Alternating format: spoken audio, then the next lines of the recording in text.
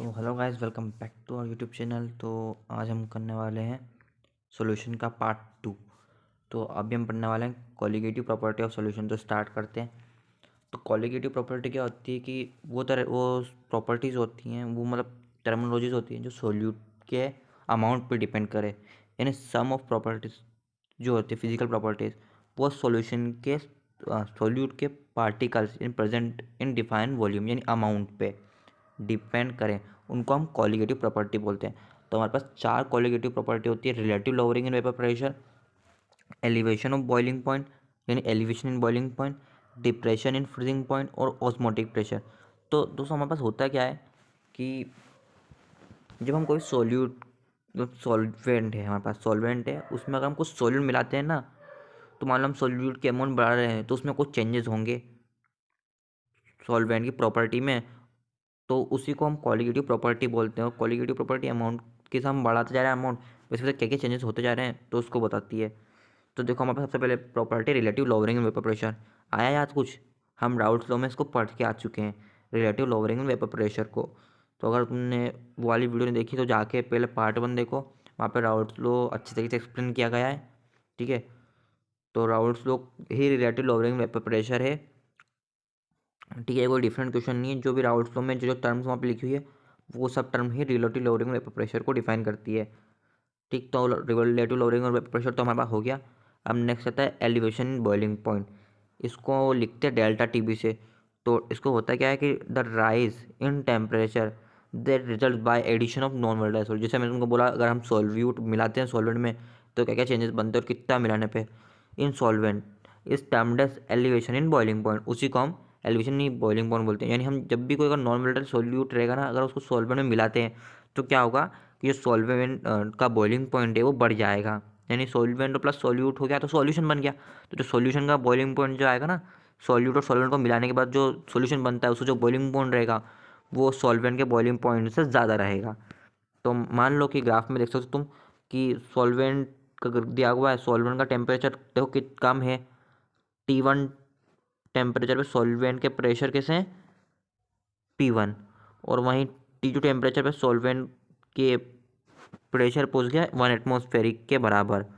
ठीक है, और वहीं अगर हम सॉल्यूशन की बात करें तो T1 टेम्परेचर पे सॉल्वेंट का प्रेशर कुछ P2 था, और फिर जब हमने टेम्परेचर उसको T2 दिया तो उसका प्रेशर P1 हो गया, और T3 टेम्परेचर देने पर तब जाएगा उसका प्रेशर, वेपर प्रेशर क्या बना 1 atm। यानी सॉल्वेंट का टेम्परेचर बढ़ गया है, यानी उसको उसके वेपर्स बनाने के लिए यानी उसका बॉइलिंग पॉइंट बढ़ गया। बॉइलिंग पॉइंट होता है क्या हमारे पास कि किसका, जब भी कोई भी गैस का प्रेशर अगर 1 एटमॉस्फेरिक हो जाए जिस टेम्परेचर पे, उसी को हम उसका बॉइलिंग पॉइंट बोलते हैं। जो वाटर रहता है वो 100 डिग्री सेल्सियस पे उसका वेपर प्रेशर 1 एटमॉस्फेरिक के बराबर रहता है, तो उसका वाटर का बॉइलिंग पॉइंट क्या है 100 डिग्री सेल्सियस, क्योंकि उसका वेपर प्रेशर 100 डिग्री सेल्सियस पे 1 atm के बराबर हो जाता है। तो सिमिलरली सॉल्वेंट का वेपर प्रेशर T2 टेम्परेचर पे 1 atm हो गया, जबकि सॉल्यूशन बन गया तो उसका टेम्परेचर T3 देना पड़ा, तब जाके उसका बॉइलिंग पॉइंट अचीव हो पाया। तो देखो delta T B is equal to T3 minus T2। Elevation in boiling point जितना भी चेंज आया बॉइलिंग पॉइंट में, उसको हम लिख सकते हैं T3 माइनस T2, तो हमें एलिवेशन बॉइलिंग पॉइंट मिल जाएगा। where T2 is boiling point of solvent and T3 is boiling point of solution. Now, since elevation in boiling point is a colligative property, thus it is directly proportional to the number of moles of solute dissolved in solvent. यानी जितने ज़्यादा हम moles of solute dissolve करेंगे उतनी ज़्यादा ये बढ़ती जाएगी। तो delta T is directly proportional to M. और जैसे हमने प्रोपोर्शनलिटी हटाया सिंबल, तो हमारे पास एक कॉन्स्टेंट आ जाता है जिसको हम बोलते हैं molar boiling point elevation constant, या फिर इबिलोस्कोपिक कांस्टेंट। नाम याद रखना, इबिलोस्कोपिक कांस्टेंट यानी के बी का हम बोलते हैं molar elevation constant, molar boiling point elevation constant, और या फिर इबिलोस्कोपिक कांस्टेंट। तो अगर मान लो तुमसे किसी ने पूछ लिया कि इबिलोस्कोपिक कांस्टेंट की डेफिनेशन क्या होती है, तो वो हम आगे डिफाइन करने वाले हैं। ये मोलर एलिवेशन कांस्टेंट में भी defined as the boiling point elevation produced when 1 moles of solute is dissolved in 1 kg of solvent। ठीक है, तो नेक्स्ट हमारे पास इफ़ डब्ल्यू है। मान लो कि हम अब रिलेशन निकाल रहे हैं, अगर तुम्हारे से कभी रिलेशन आ जाता है एग्जाम में, कई बार पूछ लेते हैं कि मोलर एलिवेशन कांस्टेंट और मॉलिक्यूलर मास के बीच में रिलेशन बताओ। तो मान लो कि हमारे पास डब्ल्यू ए है ग्राम ऑफ सॉल्वेंट है, W B gram of solute है, और मोलिकुलर मास इन दोनों का है एम ए और एक का एम बी। ठीक है, तो उसकी मोलरिटी क्या जाएगी, molarity is equals to weight of solute upon molecular mass upon given mass into 1000 upon given volume solution होती है मोलिकुलरिटी। तो सॉल्यूट का डब्ल्यू बी और मोलिकुलर वेट ऑफ सॉल्यूट क्या है, M A, sorry M B, और 1000 upon W ए जो कि सॉल्वेंट का होता है। सॉल्वेंट यहाँ पे कैसा है, के जी में। ठीक है, तो डब्ल्यू ए। अब इसको हम क्या करते हैं कि मोलरिटी की जगह पे रख देते हैं। तो देखो यहाँ पर डेल्टा टी बी मोलरिटी की जगह पे रख दो ये सब चीज़ें। तो क्या आ जाएगा हमारे पास, delta T B is equal to K B into W B upon M B into 1000 upon W A, यानी K B mole elevation constant into weight of solid upon molecular mass into 1000 upon given volume of solution, sorry given mass of solution. ठीक है, तो next हमारे पास आती है तीसरी qualitative property, freezing point, depression. देखो एलिवेशन हुआ बॉइलिंग पॉइंट में, और यहाँ पे बोल रहा है डिप्रेशन इन फ्रीजिंग पॉइंट, यानी बॉइलिंग पॉइंट घट जाएगा। तो decrease in freezing point of an solvent on adding non volatile solute to the solvent is called depression in freezing point. इसको रिप्रेजेंट करते हैं डेल्टा टी एफ से।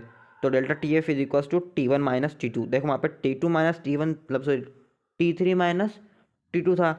हम यहाँ पे T one minus T two, ये थोड़ी सी ध्यान रखना कि जो टी वन है वो सॉल्वेंट का फ्रीजिंग पॉइंट है, और टी टू है वो सॉल्यूशन का फ्रीजिंग पॉइंट है। तो देखो टी वन बड़ा है इसलिए टी वन आगे लिखाया।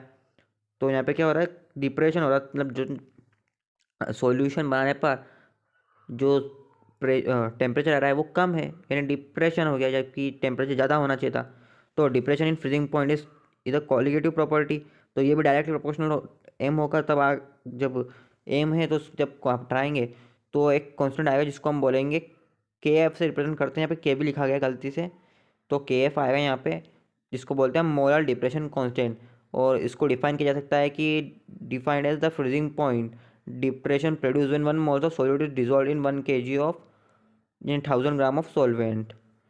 ठीक है, तो ये हमारे पास हो गई तीसरे नंबर की क्वालिटेटिव प्रॉपर्टी। अब चौथे नंबर की क्वालिटेटिव प्रॉपर्टी और आखिरी और सबसे इंपॉर्टेंट आती है ऑस्मोसिस। तो ऑस्मोसिस क्या होती है, spontaneous movement of solvent through out a semi permeable membrane from solution of lower concentration to higher concentration is termed as osmosis. यानी कि स्पॉन्टेनियस फ्लो ऑफ अगर सॉल्वेंट हो रहा है through out a semi permeable membrane from solution to of lower concentration to higher concentration, यानी high low concentration की तरफ से हाई कॉन्सेंट्रेशन की तरफ, तो उसको बोलते हैं ऑस्मोसिस। अब ऑस्मोसिस में फिर नेक्स्ट आता है हमारे पास सेमी परमेबल मेम्ब्रेन। तो सेमी परमेबल मेम्ब्रेन क्या होती है कि एक thin layer of any solid which allow us only the particles of solvent can pass through out but the molecule of solute can not pass out in it. यानी कि किसी भी एक वो एक थिन लेयर होती है जिससे कि सिर्फ और सिर्फ सॉल्वेंट के मॉलिक्यूल्स पास होते हैं और सॉल्यूट के मॉलिक्यूल पास नहीं हो पाते। वो एक ऐसी लेयर होती है जिससे सॉल्यूट के मॉलिक्यूल पास नहीं हो पाते, सिर्फ और सिर्फ वो किसको अलाउ होती है पास होने के लिए, सॉल्वेंट के मॉलिक्यूल्स को। तो इसके एग्जांपल देख लो, पर्चमेंट पेपर और एग मेम्ब्रेन। ऑस्मोटिक, अब हमने पढ़ा था ऑस्मोसिस क्या होता है। अब ऑस्मोटिक प्रेशर क्या होता है। अब osmotic pressure is equals to the hydrostatic pressure which develops when an solution is separated from a solvent through out semi permeable membrane. ये तो हो गई बुकिश लैंग्वेज की डेफिनेशन। अब हम इसको समझना चाहते हैं तो क्या मतलब, the pressure just required to stop the flow of solvent from lower to higher concentration. यानी कि जो नेचुरल ऑस्मोसिस को रोकने के लिए जो प्रेशर लगाते हैं ना, ये जो ऑस्मोसिस की प्रोसेस हो रही है, इसको रोकने के लिए जो प्रेशर लगाया जाता है उसको ही हम ऑस्मोटिक प्रेशर बोलते हैं। देखो यहाँ पे लिखा, the pressure just required to stop flow of solvent from lower to higher concentration, को रोकने के लिए, मतलब कि लोअर कॉन्सेंट्रेशन से हायर कॉन्सेंट्रेशन की तरफ जो मूवमेंट हो रहा है सॉल्वेंट का, उसको रोकने के लिए जो प्रेशर जरूरत पड़ेगी ना, उसको ऑस्मोटिक प्रेशर बोलते हैं। अब एक और टर्मिनोलॉजी हमारे पास आई है आगे चल के, ठीक है, उसको बोलते हैं रिवर्स ऑस्मोसिस। तो वो उसमें कहता है कि ऑस्मोटिक प्रेशर तो इतना प्रेशर है कि बस रोक देगा मूवमेंट को, बट रिवर्स ऑस्मोसिस क्या होगा कि वो मूवमेंट को ही पलट देगा। यहाँ पे क्या हो रहा है, लोअर कॉन्सेंट्रेशन से हायर कॉन्सेंट्रेशन तरफ जो मूवमेंट है सॉल्वेंट का वो रुक जा रहा है, यानी सिर्फ रोकने के लिए। जबकि रिवर्स ऑस्मोसिस क्या कहलाएगा, जब वो मतलब प्रेशर को बदल दे, मतलब मूवमेंट को बदल दे। अभी तो लोअर टू हायर हो रहा है, पर रिवर्स ऑस्मोसिस में क्या होगा, हायर टू लोअर हो जाएगा। तो वो भी हम आगे चल के पढ़ने वाले हैं। तो नेक्स्ट हमारे पास आता है ऑस्मोटिक प्रेशर के बाद went of equation for dilute solution. यहाँ पे हमारी कॉलिगेटिव प्रॉपर्टी खत्म हो जाती है। अब नेक्स्ट आता है went of equation for dilute solution. जो वेंट ऑफ सर थे ना, उन्होंने इनको एक डाइल्यूट सोल्यूशन के लिए इक्वेशन दी थी कि a substance in dilute solution exactly behave like a gas, and the osmotic pressure of the dilute solution is equal to the pressure which the solute would exert if it were a gas and at the same temperature and occupy the same volume as the solution. Since osmotic pressure is directly proportional to the concentration of the solution, so molarity यानी lamb osmotic pressure को हम denote करते हैं पाई से। वो किसके proportional होता है, मोलरिटी की। सिंपल सी बात है यार, वो भी एक कॉलिगेटिव प्रॉपर्टी है तो डायरेक्टली प्रोपोर्शनल, जैसे दो बाकी दो प्रोपोर्शनल थी मोलरिटी के, वैसे ये वाली भी डायरेक्टली प्रोपोर्शनल होगी मोलरिटी के। तो पाई डायरेक्टली प्रोपोर्शनल टू मोलरिटी। अब मोलरिटी को हम लिख सकते हैं एन बाई वी, यानी मोल्स पर वॉल्यूम। यही डेफिनेशन होती है मोलरिटी की, number of moles of solute in पर लीटर वॉल्यूम सॉल्यूशन। अब अपन ने उसको थोड़ा डिराइव करके फॉर्मूला बनाया था, तुम लोगों ने फॉर्मूला याद रख लेगा, पर डेफिनेशन पे ध्यान देना, मोल्स पर यूनिट वॉल्यूम। तो N by V moles of volume. अब यहाँ पर अपन एम एल रेफरेंस कुछ बात नहीं कर रहे हैं, सिर्फ मोल्स की बात कर रहे हैं। So pi is directly proportional to M और pi is directly proportional to N by V. अब सेकेंड बात आती है कि ऑस्मोटिक प्रेशर जो है, ये तो बन गई हमारी पहली equation, pi is directly proportional to N by V. अब सेकेंड होती है डायरेक्टली प्रोपोर्शनल टू टेम्परेचर। जैसे हम टेम्परेचर बढ़ाते जा रहे हैं, वैसे तो ऑस्मोटिक प्रेशर भी बढ़ता जाएगा, ठीक है। तो इन दोनों से हमने एक कंक्लूजन निकाला इक्वेशन फर्स्ट और इक्वेशन सेकंड से, कि pi is directly proportional to N by V into T. और जैसे प्रोपोर्शनलिटी का साइन हटाया तो एक कांस्टेंट आया जिसको बोलते हैं आर, और आर होता है आइडियल गैस कांस्टेंट, यानी pi V is equals to N R T, ठीक है। अब नेक्स्ट आता है हमारे पास hypertonic solution and hypotonic solution. Hypertonic solution and hypotonic solution and isotonic solution, तीन तरह के सोल्यूशन होते हैं हमारे पास। तो इनको एक से समझाता हूँ मैं। मान लो कि कोई भी हमारे पास एक कंटेनर है जिसमें एक सेमी परमेबल, ठीक है, चलो देखो कंटेनर वाला छोड़ दें, एग्जांपल देता हूँ। दो सॉल्यूशन लिए तुम लोगों ने, ठीक है। एक सॉल्यूशन जो रहता है वो उसमें अ, उसके जो दो सॉल्यूशन है, मान लो कि वो दो सॉल्यूशन सेम ऑस्मोटिक प्रेशर हैं, दोनों सॉल्यूशन के सेम ऑस्मोटिक प्रेशर है, ठीक है। तो when two solution have same osmotic pressure and hence same molar concentration, they are called isotonic solution. अब उनकी कॉन्सेंट्रेशन भी सेम है और उनके ऑस्मोटिक प्रेशर भी सेम है, तो उनको बोलेंगे आइसोटोनिक सॉल्यूशन।